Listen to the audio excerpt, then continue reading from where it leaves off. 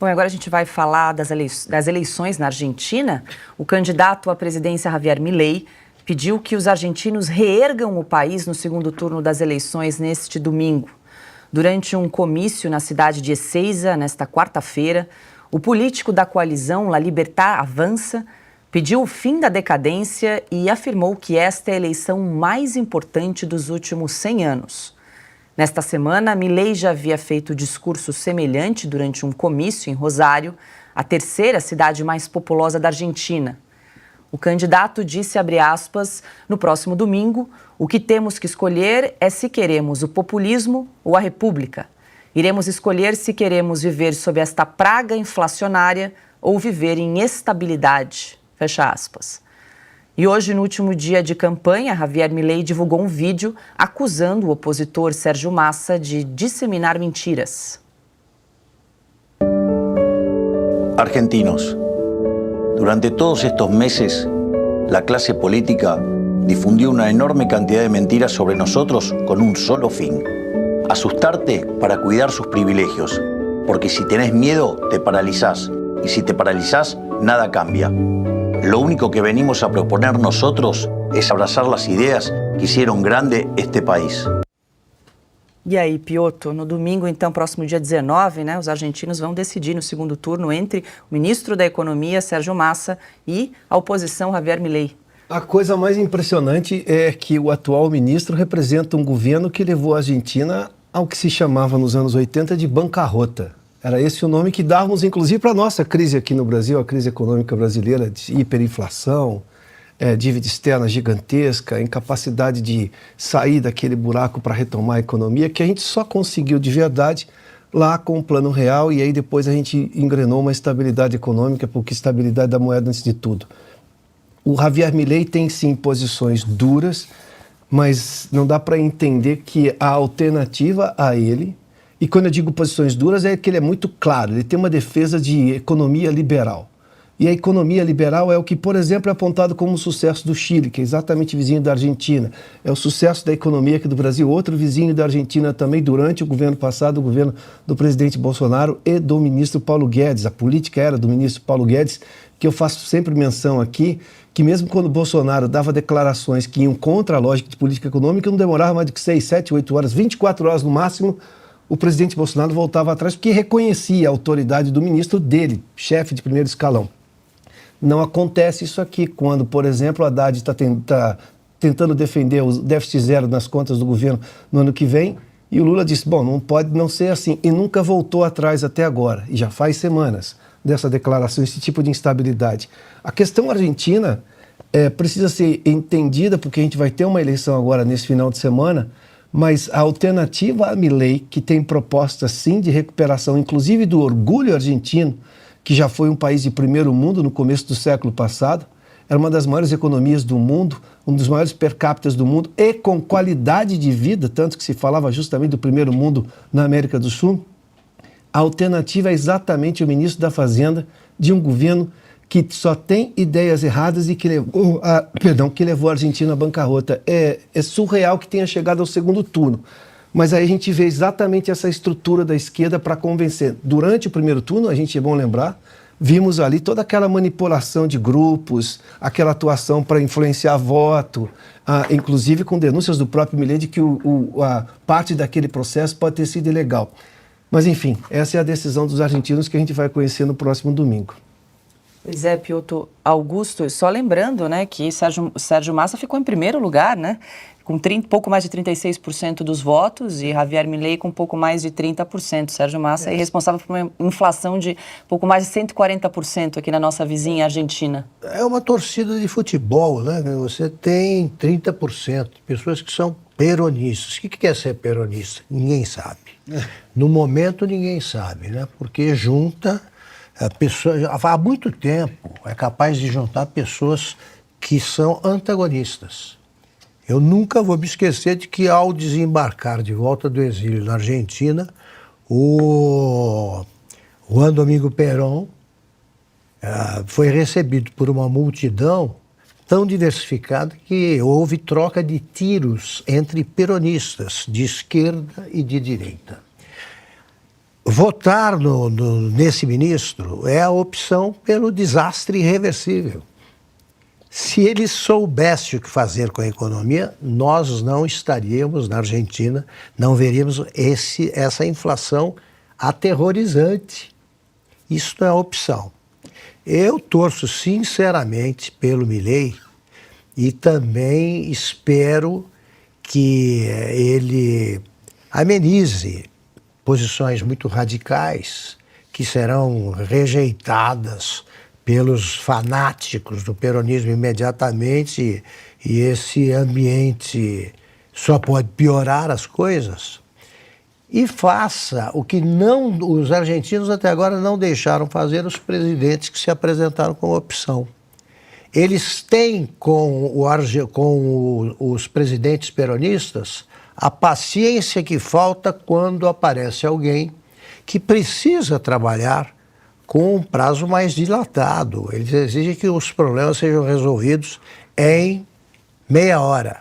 O Macri foi um bom presidente. Ele não teve tempo, né? Não deram a ele a chance de agir. Eles fazem assim os peronistas com todos os que não são peronistas. Mas acho que a maioria obtida pelo Milei vai ser suficiente para que essa paciência seja pelo menos um pouco mais duradoura. É isso ou é o fim da Argentina? Tá? Eles vivem falando no livro como as democracias acabam, os países acabam. Argentino, repito sempre, foi sinônimo de rico há 100 anos. 1920. Né? Exatamente. Agora é um país... Buenos Aires o metrô foi inaugurado em 1912. O nosso em São Paulo começou em 1972. Eles tinham 100% de alfabetização durante o governo do Perón, enquanto ele criava essa previdência suíça num país sul-americano. Então, tem de escolher entre a morte e a vida. Espero que tenha um pouco de juízo e paciência. Na década de 20 que você se referia, 1920, isso. Essa era uma expressão, rico como um argentino, utilizada e repetida em Paris, na Europa. E a outra mesmo, anos depois, muito comum, eles vinham às praias de Florianópolis, né, vinham passar verões aqui no Brasil e qualquer coisa que compravam, a expressão era dame dos, porque o dinheiro valia tanto, né? Depois, claro, com a paridade cambial, né, dólar, peso, um dia, no final do governo Menem, estourou. A Argentina viveu a crise do Fernando de la Rúa, com o Corralito, com o fisco de poupanças, se estabilizou minimamente, mas o que a gente viu depois, com a continuidade justamente do que você disse, desse peronismo, né, que perdura há muitas décadas na Argentina, a Argentina se tornou uma fábrica de pobres. Metade da população hoje é pobre e depende de cartão de assistência, cartão assistencial, como se fosse um Bolsa Família, cujo valor ele aumenta à medida em que as mulheres têm mais filhos. Então, é muito comum, nós vimos inclusive em alguns protestos recentes, mulheres que não querem trabalhar porque ganham mais dinheiro se ficarem em casa e ter mais filhos. Ademais, nas outras províncias, né, fora de Buenos Aires e fora também de Córdoba, que é muito importante, uma importante província, as pessoas estão empregadas, os que trabalham, na própria máquina pública. Então, a fórmula do fracasso anunciado que aconteceu na Argentina. Mas a Argentina é um tango, né? Ele tem, do contrário, nós não teríamos uma disputa de segundo turno entre o candidato que é ministro de uma economia arruinada e quer continuar, e um outro que representa a alternativa. Goste-se ou não de todas as propostas do Milei, ele é uma salvação, ele é a tábua de salvação da Argentina. Do contrário, a Venezuela é logo ali. Consta também, quero te ouvir aí, a Argentina está diante da eleição mais incerta aí dos últimos 40 anos, que vai ser definida aí no próximo domingo, dia 19. Eu concordo com meus colegas. Essa eleição pode representar aí a pedra no sapato do projeto do Foro de São Paulo, um projeto totalitário que vem sendo vitorioso, né, e manchando a América Latina inteira de vermelho e de miséria.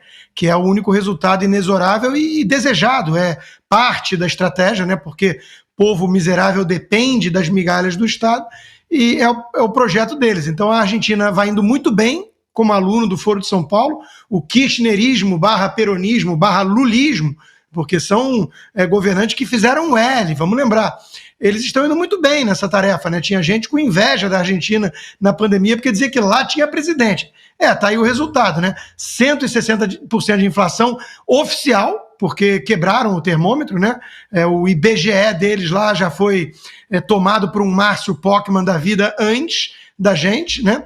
Que está agora também seguindo muito bem esse curso do Foro de São Paulo, e está aí o estrago. E é muito bom o Augusto ter lembrado e o Silvio ter qualificado a riqueza da Argentina. As pessoas não têm noção. Isso derruba as falácias de fatalismo. A América Latina não tem jeito, o problema é o povo. A Argentina, antes da Grande Depressão em 1929, que vai fazer um século, ela era mais rica do que países como Áustria, do que Japão. A Argentina era riquíssima. E hoje é esse troço que a gente vê aí, né? Uma fábrica de miseráveis, e onde a demagogia esquerdista prospera. Tanto é que o primeiro lugar no primeiro turno foi o responsável pela desgraça econômica, o ministro da Economia de um governo que está com a economia em frangalhos. O Milei tem umas ideias meio libertárias, meio inexequíveis, provavelmente, mas sem dúvida ele aponta para o lugar certo. E aí a imprensa toda, né, trata ele como uma figura esquisita e ameaçadora. A extrema-direita, que pode colocar tudo a perder. Porque vai indo muito bem, né? Se seguir nessa toada, tá indo direitinho rumo ao abismo, né? Tava na beira do precipício. A Argentina tomou a decisão certa, deu um passo à frente, né? Essa é a torcida da nossa imprensa. Então é óbvio que tem que ser o Milei para ter alguma esperança. Agora, o Augusto está certíssimo também. Ele precisa de tempo. E isso não é fácil, né? Porque são muitas propostas que vão precisar de algum tipo de concessão, de articulação. Ele vem fazendo isso. Ele recebeu o apoio do Vargas Llosa, que é um moderado liberal, do próprio Macri, que no final do governo já estava quase como um tucano social-democrata, de 8 ex-presidentes. Que radical de extrema-direita é esse? Isso é uma narrativa da imprensa. Ele é um sujeito que é liberal / libertário, querendo um choque de capitalismo e liberdade na economia num país dominado pela mentalidade socialista, onde o Estado vai cuidar da população do berço ao túmulo, e o túmulo vai chegar mais rápido do que deveria por conta disso, e ele está oferecendo uma alternativa liberal, que é o caminho do sucesso, onde vingou, como, por exemplo, o Chile, que já foi mencionado. Então, de novo, não é fácil a missão de consertar um trem descarrilhado, mas a única alternativa é tentar consertar com as ferramentas certas e o diagnóstico certo. Se colocar uma vez mais no comando justamente o maquinista doido que está acelerando rumo ao abismo, a gente sabe o destino, a Venezuela está logo ali. Com a venda ainda, né, nos olhos, consta. Diga lá, Piotr. Não, só para fazer uma menção, até porque o Milei, nesse segundo turno, ele começou a fazer concessões, até porque ele teve o apoio do Macri também, da Patrícia Bullrich, que foi exatamente a terceira colocada. Isso. E ele faz concessões que são importantes, não só para falar com esse eleitor, que era do Macri, né, desse terceiro colocado, mas que pode ajudar na governabilidade dele. O Macri, 4 anos atrás, um pouco mais que isso, cometeu um erro muito grande, que, na verdade, só para fazer uma analogia muito rápida, o governo Bolsonaro não cometeu, embora o ministro Paulo Guedes sempre teve uma visão liberal. Só que chega um momento em que a dor das necessidades do povo é tão grande que não adianta você querer vender teoria política econômica liberal, porque isso não vai encher a barriga de ninguém, não vai resolver. Alguma concessão o Estado tem que fazer. Coisa que o Macri lá atrás demorou muito a fazer, até por convicção ideológica. Ele aprendeu com uma derrota que ele deveria ter feito uma ou outra concessão, sobretudo no aspecto social, não nessa proporção de escravizar pessoas com dinheiro social. Não é isso aí, que é o que a gente está vendo aqui, inclusive, com esses programas sociais do governo. Não, aquela concessão que alivia um pouco a dor das pessoas. E nesse momento eu acho que o Milei, ouvindo exatamente, até porque também presenciou o caso do Macri, e fez concessões agora no segundo turno, ele está mais leve, Isso, obviamente, tem um objetivo de conseguir o eleitor moderado, ou esse eleitor, mesmo que é mais kirchnerista, mas que é um kirchnerista de primeira viagem, sobretudo as pessoas mais pobres, de votarem nele. Mas mesmo assim, no governo dele, embora ele tenha convicções liberais, às vezes até muito mais duras, ele vai entender que o erro do Macri de não ter renovado 4 anos de mandato lá atrás foi justamente por ter demorado a entender a dor das pessoas. Não adianta, o Estado sempre vai ser provedor, o provedor maior quando você tem uma crise. Você não vai esperar que a iniciativa privada resolva o problema das pessoas. Agora, qual é a saída? É o tamanho dessa ajuda do Estado e o momento em que ela se dá. Porque se ela for muito grande, aí você quebra a máquina. Se ela for no momento errado, você também não consegue o apoio da população para continuar. Foi o que aconteceu com o Macri. O que eu tenho de informação é que o Macri disse exatamente, olha, não faça o que eu fiz, porque deu errado. Não como política para recuperar a Argentina, mas para permanecer no poder a ponto de, digamos, fazer ressurgir essa Argentina poderosa do século passado, agora no século XXI.